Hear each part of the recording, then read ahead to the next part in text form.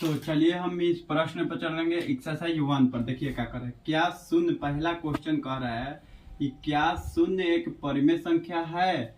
क्या इसे आप p बाई क्यू के रूप में लिख सकते हैं, जहां p और q पूर्णांक है और q equal to not zero होना चाहिए।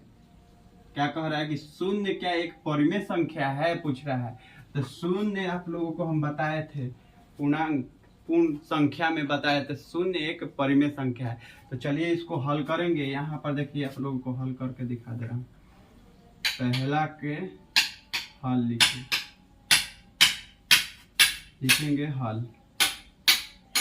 शून्य एक परिमेय संख्या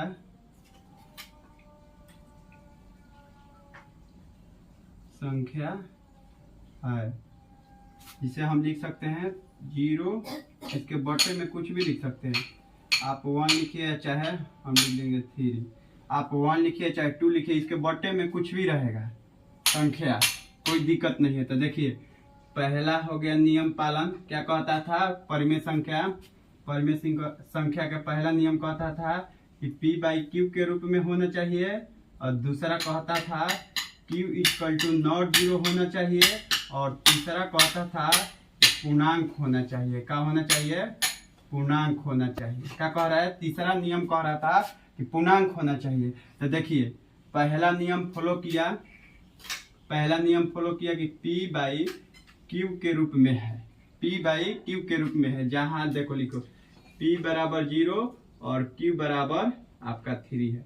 शून्य है? नहीं है। तो पहला नियम फॉलो किया। दूसरा नियम q equal to not zero. तो क्या q equal to not zero है? बिल्कुल नहीं है, नहीं है।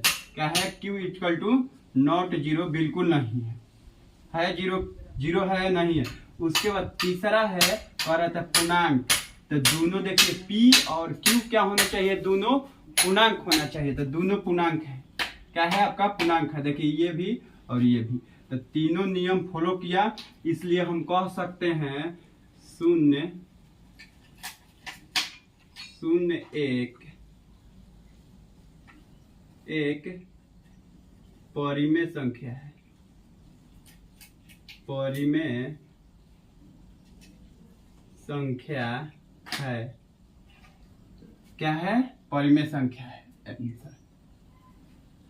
कोई दिक्कत नहीं। अब चलिए आगे की ओर हम चलेंगे। इसी तरह से इसको स्क्रीनशॉट ले लीजिए आप लोग। चलिए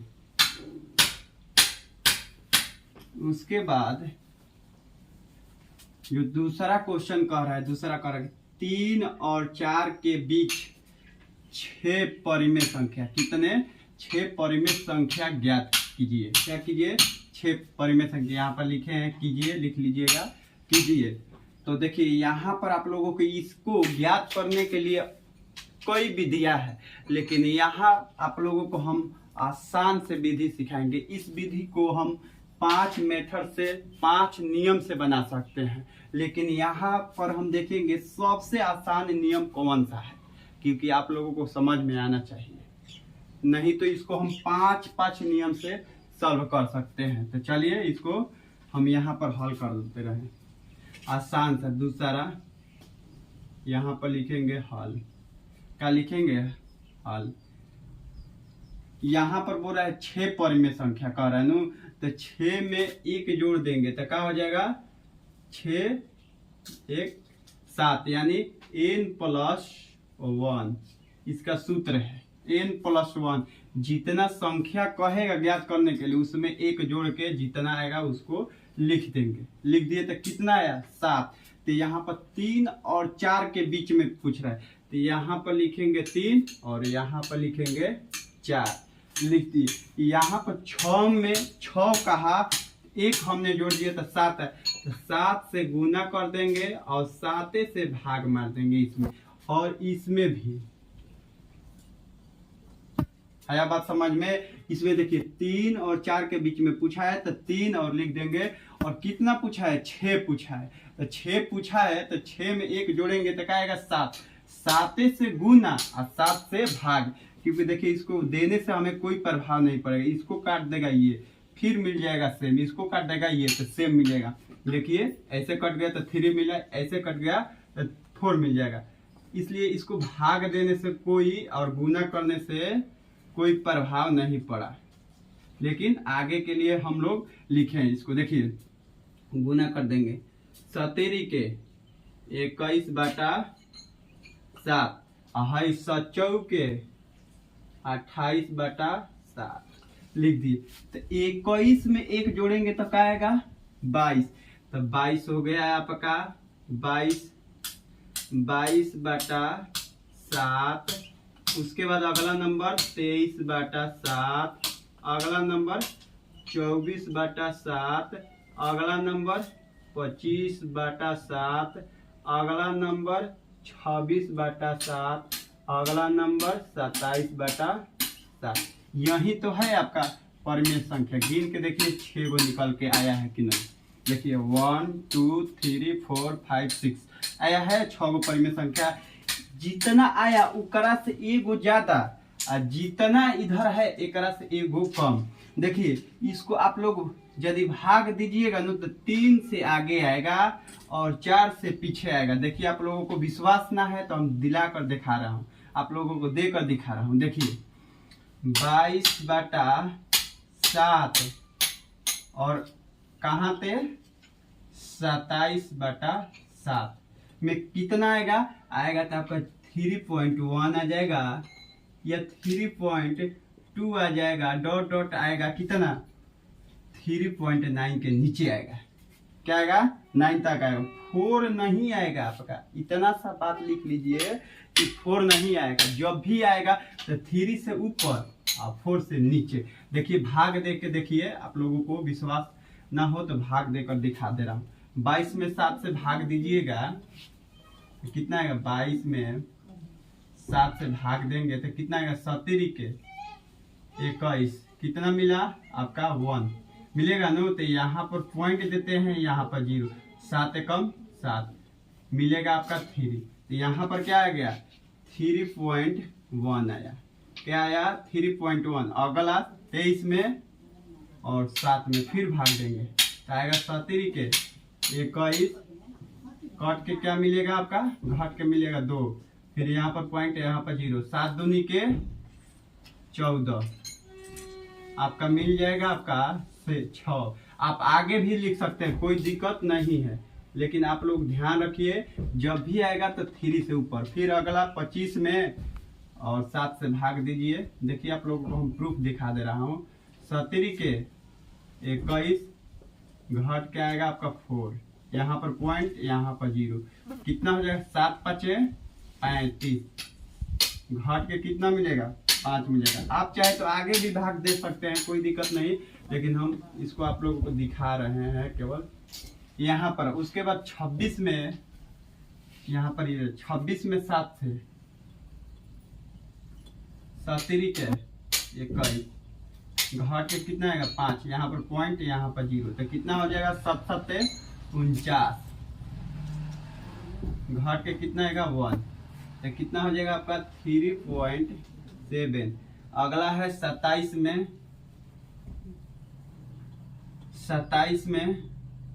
3 से भाग 7 से, तो कितना हो जाएगा 17 के 21, घट के कितना आएगा 6, पॉइंट यहाँ पर कितना हो जाएगा 7 7 49, 7 8 56, घट के मिलेगा 4, कितना आ गया 3.8।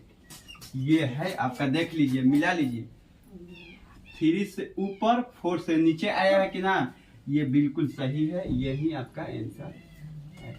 आपको आप लोगों को विश्वास ना है तो हम आप लोगों को चेक करके दिखा दिए। देखिए ऐसे ही निकलता है, आप लोगों को ये निकालने की जरूरत नहीं है, यही निकाल के छोड़ देना है, क्योंकि आप लोगों को ये दिखाने के लिए हमने किए थे। तो चलिए अब अगला प्रश्न करेंगे। अगला प्रश्न आपके इसी पर है। देखिए 3/5 और 4/5 के बीच में 5 परिमेय संख्या, यही वाला लिखना था इसलिए इसको छोड़ दिया है। तो क्या कर रहा है, बीच में 5 परिमेय संख्या ज्ञात करना है। तो यहाँ पर इसको इरेज कर दूं, आप लोग स्क्रीनशॉट ले लीजिए जल्दी से। चलिए अब अगला प्रश्न देखेंगे हम। कौ नंबर? 3 नंबर। 3 नंबर हल। n प्लस, ये फार्मूला है, क्या है फार्मूला, n+1, इसका है कितना 5, हो जाएगा 5 + 1 बराबर 6, कितना 3/5 और यहाँ पर 4/5 लिख देंगे। इसमें कितना 6 से गुना और 6 से भाग, इसमें 6 से ऊपर में गुना 6 से नीचे में गुना, काटेंगे तो सेम मिलेगा। इसमें भी ठीक इसी प्रकार ये मिल गया। देखिए अब इसको क्या कर देंगे, गुना कर देंगे तो कितना मिलेगा 36, 18 और 6×5 30 हो जाएगा। और ये हो जाएगा आपका 6×4 24 और 6×5 30 हो जाएगा। देखिए यहाँ पर 36 18 गुना किए तो 18/30 और 6×4 24/30 हो जाएगा। अब देखिए 18 से ऊपर क्या आएगा 19 में हो जाएगा 30, उसके बाद 20/30 30 होगा 30, उसके बाद 21/30, उसके बाद 22/30, उसके बाद 23/30। यही है आपका 5 परिमेय संख्या, गिन लीजिए 5 हुआ यहाँ होगा, यही है आपका आंसर। आप लोगों को विश्वास ना है तो भाग दे के देख लीजिएगा, आप लोगों को पहला क्वेश्चन में बता दिया। तो चलिए अब हम लोग अगला प्रश्न की ओर चलेंगे। अगला प्रश्न है आपका, कह रहा है देखिए, नीचे दिए गए कथन सत्य है या असत्य है, कारण के साथ अपना उत्तर दीजिए। अपने लिखा था, अपने उत्तर दीजिए, तो हम अपना उत्तर दीजिए, कारण के साथ अपना उत्तर देना है। तो चलिए इसको मिटा दो, आप लोग स्क्रीनशॉट ले लीजिए। चलिए इसको देखिए, इसको मिटा दे रहा हूँ। 4 नंबर कह रहा है, कह कि नीचे दिए गए कथन सत्य है या असत्य है। कह रहा कि सही है कथन कि गलत है, यानी स्टेटमेंट जो नीचे दिया है आपका सही है कि गलत। कारण के साथ अपना उत्तर दे दीजिए, यानी कारण के साथ इसको उत्तर बताना है कि इसका कारण क्या है। सही है तो इसका कारण क्या है, गलत है तो इसका कारण क्या है। तो चलिए इसको देखेंगे। यहाँ पर क्या है, यहाँ पर हम क्या करेंगे, लिखेंगे। कह रहा है कि पहला क्वेश्चन कह रहा है आपका कि प्रत्येक प्राकृत संख्या, यानी प्रत्येक प्राकृत संख्या एक पूर्ण संख्या है, यानी पूर्ण संख्या होती है। लिखा है क्या है, प्रत्येक प्राकृत संख्या एक पूर्ण संख्या होती है, बिल्कुल होती है। देखिए यहाँ पर एग्जाम्पल के तौर पर आप लोगों को हम बता दे रहा हूँ। आपका प्राकृत संख्या n बराबर होता है 1 2 3 4 5 ... और जो है पूर्ण संख्या इसको बोलते हैं हम लोग होल नंबर। क्या बोलते हैं, होल नंबर। 0 1 2 3 4 5 ... ये देखिए, तो ये आपका हो गया प्राकृत संख्या, ये हो गया आपका पूर्ण संख्या। तो क्या प्राकृत संख्या के घर में से जो आपका पूर्ण संख्या है दोनों सदस्य मिल रहे हैं कि नहीं, दोनों में के। देखिए ये इसका दोस्त, ये इसका दोस्त, ये इसका दोस्त, ये इसका दोस्त, ये इसका दोस्त, आगे मिलेगा इसका दोस्त, इसका दोस्त, इसका दोस्त, आगे भी मिलेगा दोस्त। लेकिन आपको यही प्रश्न उल्टा पूछ देगा कि पूर्ण संख्या क्या प्राकृत संख्या है, तो बता देना है कि नहीं। लेकिन ये सभी n में के सदस्य W में है, इस वजह से ये क्या बना, ये बन गया कि आपका पूर्ण संख्या होती है। नहीं रहता तो नहीं होता। क्यों, n में के सदस्य W में मिल रहा है, इसीलिए तो हो गया ये पूर्ण संख्या होती है। लेकिन आपका पूर्ण संख्या प्राकृत संख्या नहीं होगी। इस बात को लिख लीजिएगा, उल्टा पूछेगा तो। आया बात समझ में। अब देखिए इसका कारण क्या लिखेंगे, यहाँ पर लिखेंगे हल। पहला के चौथा के पहला है, पहला यहाँ पर हल लिखेंगे। यहाँ पर लिखेंगे क्या, सत्य है। क्या लिखेंगे, सत्य है, सत्य है। क्योंकि, क्यों भाई सत्य है, इसका कारण भी बताना है। क्योंकि पूर्ण संख्या के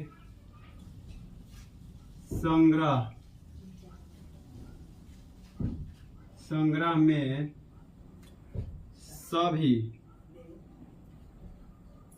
सभी प्राकृत संख्या है। क्या है, पूर्ण संख्या के संग्रह में सभी प्राकृत संख्या है, यानी पूर्ण संख्या के घर में सभी प्राकृत संख्या है। इस वजह से ये है जो प्रत्येक प्राकृत संख्या एक पूर्ण संख्या होती है, और नहीं रहता तो नहीं होती। इसको उल्टा पूछते तो नहीं होता। आया बात समझ में? तो चलिए इसको लिख लीजिए, आप लोग स्क्रीनशॉट ले लीजिए। तो चलिए इसको मिटा दे रहा हूं। दूसरा जो स्टेटमेंट कह रहा है, दूसरा कह रहा है कि प्रत्येक पूर्णांक एक पूर्ण संख्या होती है। क्या कह रहा है, प्रत्येक पूर्णांक एक पूर्ण संख्या होती है। तो क्या कहेंगे, नहीं। क्या कहेंगे, नहीं। क्यों, देखिए आप लोगों, पूर्णांक, पूर्णांक को क्या कहते हैं हम लोग, जेड से सूचित करते हैं, और पूर्ण संख्या को डब्ल्यू से। तो देखिए जेड का क्या होता है, डॉट डॉट डॉट, माइनस का 3, माइनस का 2, माइनस का 1 और ये 0, फिर प्लस का 1 2 3 डॉट डॉट, ये होता है कि नहीं। और होल नंबर जो होता है आपका 0 1 2 3 4 5 6 7 dot dot dot dot dot, ये हो गया। तो देखिए आपका पूर्ण संख्या एक कर, प्रत्येक पूर्णांक एक पूर्ण संख्या होती है। प्रत्येक नहीं, प्रत्येक नहीं, आधा कुछ हो सकता है, लेकिन प्रत्येक कहाँ से होगा आपका। ये देखिए ये हो जाएगा, ये हो जाएगा, लेकिन पूरा नहीं होगा। इसलिए इसको हम कहेंगे कि आधा हो सकता है, लेकिन आधा नहीं हो सकता है। आधा नहीं होना चाहिए, पूरा होना चाहिए। होना चाहिए तो पूरा होना चाहिए, उसी को हम संख्या कहेंगे। नहीं तो आधा मिल रहा है, आधा नहीं मिल रहा है, तो कैसे हुआ, होगा? बिल्कुल नहीं होगा। यानी कहने का मतलब ये हुआ कि यहाँ पर 2 है, 2 का घर है, 2 आदमी है एगो वाला में, तो यहाँ पर एगो वाला में 2 रहेंगे तभी सेम होगा। क्या होगा, सेम होगा। और नहीं तो इधर थोड़ा सा एक भी ज्यादा हो गए तो ये क्या हो जाएगा, सेम नहीं होगा, एक जैसा नहीं होगा। तो यहाँ पर देखिए आधा मिल रहा है, इस आधा की वजह से क्या है, ये असत्य है। लिखेंगे यहाँ पर क्या लिखेंगे, हल। चौथा के दूसरा, कौन सा चौथा के दूसरा, हल लिखेंगे। लिखेंगे कि असत्य है। क्या लिखेंगे, असत्य है। भाई इसका कारण बताइए, क्यों असत्य है, क्यों गलत है। क्योंकि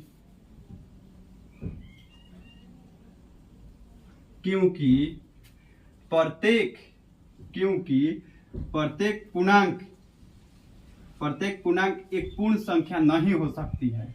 क्या नहीं हो सकती है, क्यों? क्योंकि यहाँ पर -1 जो है आपका पूर्णांक है, लेकिन पूर्ण संख्या नहीं है। माइनस जो है 1 पूर्णांक संख्या है। क्या लिखेंगे, पूर्णांक संख्या है, परंतु पूर्ण संख्या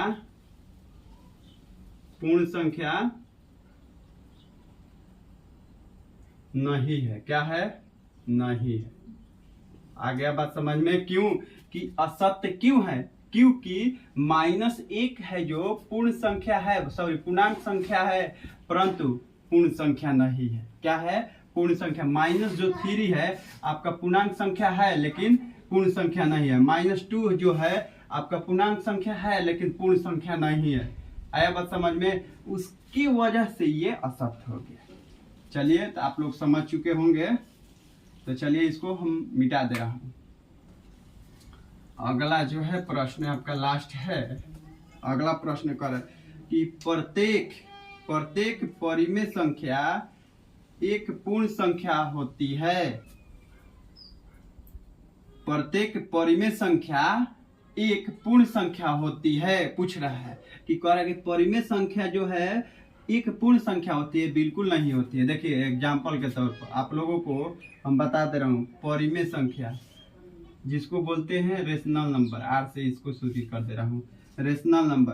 तो ये हम रेशनल नंबर को ऐसे लिख सकते हैं 5/7, इस तरह से लिख सकते हैं, इस प्रकार से लिख सकते हैं।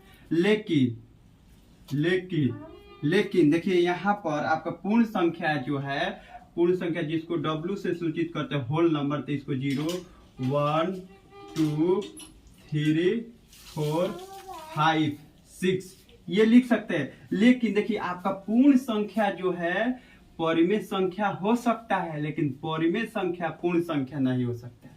आया बात समझ में?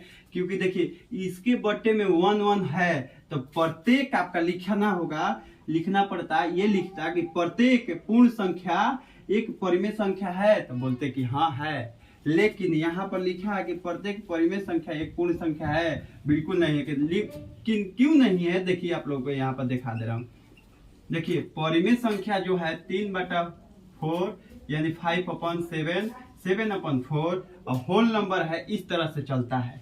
तो क्या ये मिलेगा इसमें मिलेगा, लेकिन ये वाला इसमें मिल जाएगा, लेकिन ये नहीं मिलेगा। इसके वजह से क्या हो गया, ये फेल हो गया। ये बोलता है कि प्रत्येक पूर्ण संख्या एक परिमेय संख्या है, तो बिल्कुल कहते कि हाँ जी है, लेकिन ये नहीं है। तो यहाँ पर लिखेंगे हल लिखेंगे। क्वेश्चन नंबर 3 चौथा के यहाँ पर लिखेंगे असत्य है। क्या है? असत्य है, गलत है। क्यों गलत है भाई? क्योंकि इसमें 3/4 परिमेय संख्या है, परंतु पूर्ण संख्या नहीं है। क्या है? नहीं है। इसके वजह से ये होगा। तो देखिए आप लोगों को अच्छी तरह से समझ में आया होगा, मेरा आशा है। नहीं तो आप लोग फिर से इस वीडियो को देखिएगा और फिर से समझने का प्रयास कीजिएगा। यदि नहीं समझ में आएगा तो फिर आप लोगों से मैं बता रहा हूँ, जिस क्वेश्चन में डाउट है उस वीडियो को वहीं पर रोकिए, वहीं क्वेश्चन को स्क्रीनशॉट लीजिए, जहां दिक्कत है उसको घेर दीजिए, क्रॉप करके मेरे पास इस व्हाट्सएप नंबर पर भेज सकते हैं। फिर वहां से डाउट हमसे क्लियर करा सकते हैं। मैं आप लोगों को डाउट क्लियर करके इधर से फिर से समझाने का प्रयास करूंगा। तो चलिए मैं चलता हूं। आई होप कि आप लोगों को मेरा वीडियो पसंद आया होगा, तो चैनल को सब्सक्राइब कर दीजिएगा और वीडियो को लाइक कर दीजिएगा। हाँ, इतना मेहनत किए हैं उसके लिए आप लोग अपने दोस्तों के पास शेयर कर दीजिएगा। यह बात समझ में? शेयर कीजिएगा तो भुलाइएगा ना, तो फिर वही दोस्तों आपके पास शेयर करेगा, तो फिर से समझने सीखेंगे, फिर से सीखेंगे। तो देखिए शेयर कीजिए, आगे बढ़ाइए। तो चलिए चलते हैं।